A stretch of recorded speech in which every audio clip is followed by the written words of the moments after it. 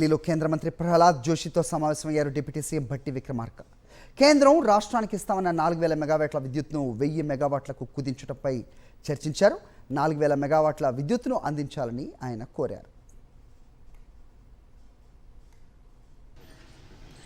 4000 మెగావాట్లకు సంబంధించినటువంటి సోలార్ పవర్లో భాగంగా రైతులకి పెద్ద ఎత్తున సోలార్ పంపులు పెట్టించే దాంట్లో భాగంగా సెల్ఫ్ హెల్ప్ గ్రూప్స్కి రాష్ట్ర ప్రభుత్వం నుంచి ఒక 1000 మెగావాట్ల పవర్ని సప్లై చేసేటువంటి సెటప్ చేసుకున్నటువంటి ప్లాంట్స్ సంబంధించి ఎనర్జీ డిపార్ట్మెంటు అట్లాగే Panchayati Raj department self help groups సంబంధించి ఒక ఎంఓయూ చేసుకోవటం కూడా జరిగింది.